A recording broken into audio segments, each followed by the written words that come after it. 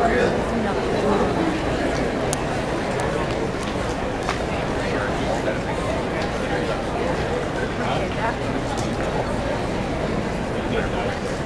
There you go.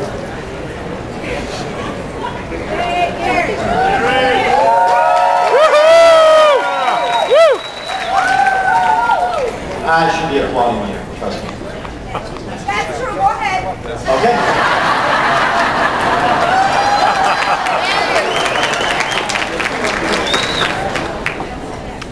Yeah. Real estate isn't easy, is it? It can even suck sometimes. That's not cussing. My son and I have had this debate.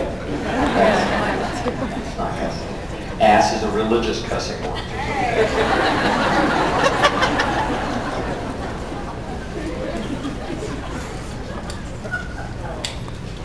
So, one morning a farmer goes out to his stables and he discovers that his prized stallion is missing. Upon hearing the news, his neighbor comes over and says, "Oh, what a shame." And the farmer goes, "Maybe." The next day, he goes out to his stables and his stallion is returned and brought two amazing horses, wild horses, back to the farm. Neighbors, upon hearing this, come over and go, "That's great." Farmer goes, Maybe. The next day, the farmer's son gets out and decides he'll try to tame one of the wild horses, gets on there, gets thrown, breaks his leg. The neighbors hear about it, they come running over and they go, "Oh, what a shame." And the farmer goes, "Maybe." The next day, the military shows up and they're making all able-bodied young men go to war. Upon seeing that the farmer's son's leg is broken and he can't fight, they give him permission to stay at home. The neighbors come running over and they go, "That's awesome." The farmer says, "Maybe." "So you're in a tough time right now," Gary says. And you say, "Maybe." Maybe.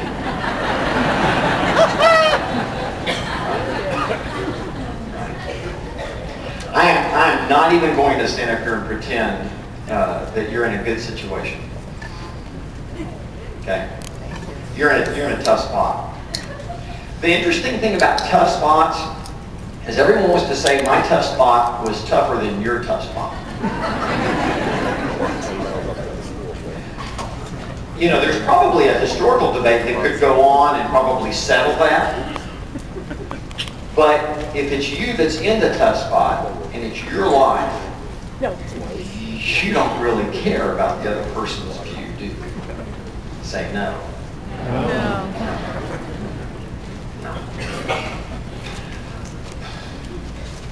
When I first got into real estate, it was in 1979. I actually worked for the head of my department in the real estate department at Baylor University, and I worked at his appraisal firm.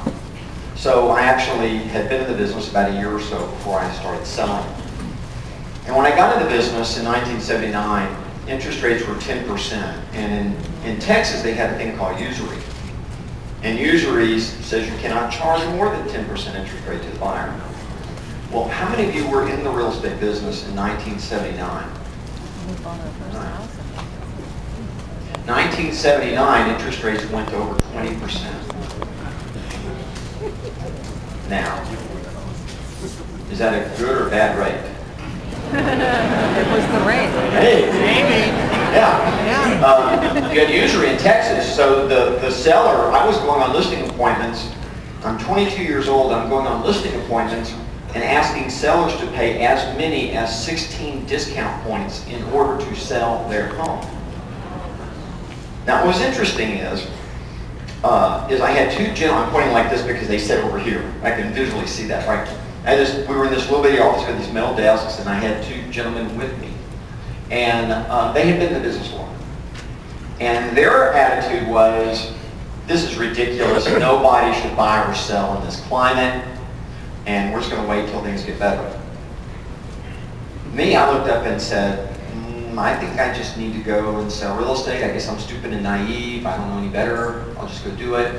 And I just went out and sold real estate anyway. Actually ended up hitting all my goals for the 11 months, took the 12th month off. Those two got out of the business. In fact, it's been my experience that most people I work with ultimately get out of business.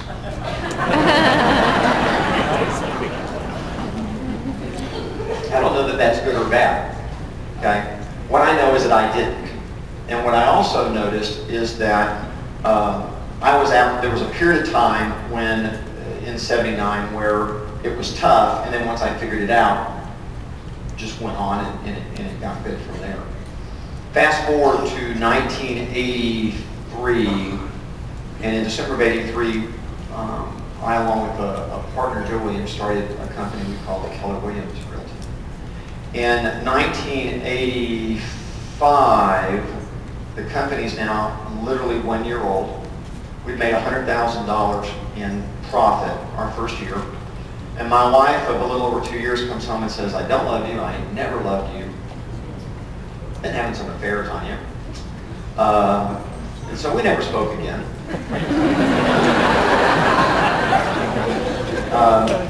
I've been the vice president of expansion for the largest company in my market. For some reason, he was negotiating my divorce. You figured that out. She was his assistant. They started at $1 million. And I was 25 years old at the time, just turned 26. And they started at $1 million. So I ended up having to buy my portion of the company back. Signed notes. I didn't have the money. I signed notes to everybody. Had taken insurance just in case I died and still got paid. Then Joe Williams comes in a year later because the market now has begun to do this. And I had to buy his stock. And so he kept a small interest. I had to buy him out. Now I've signed notes again and I bought everyone out. And now it's 1987. Now I want you to understand that everyone experiences a down cycle different, right?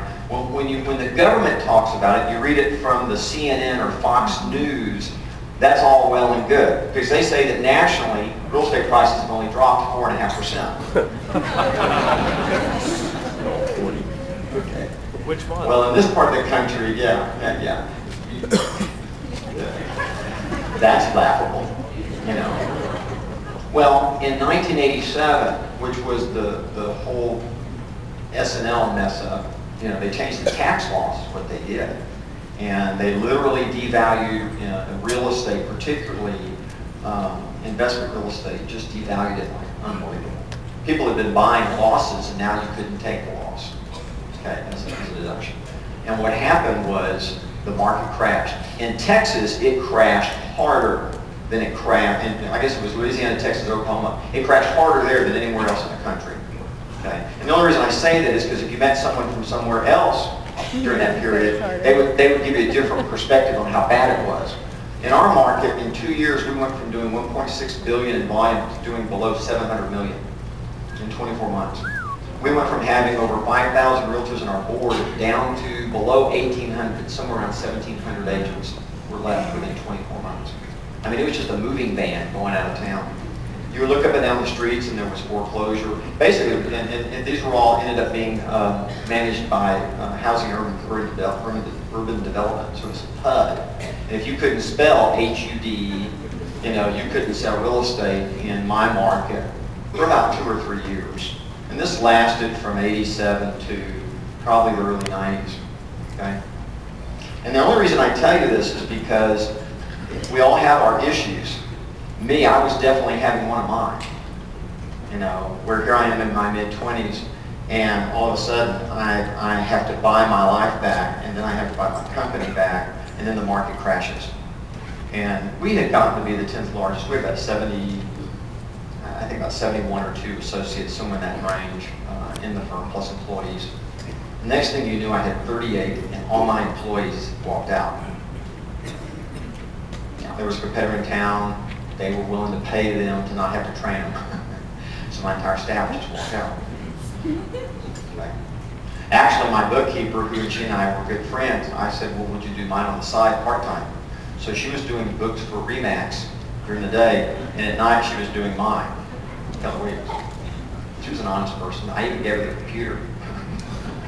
I don't even know if she did Remax numbers on his computer. She probably did.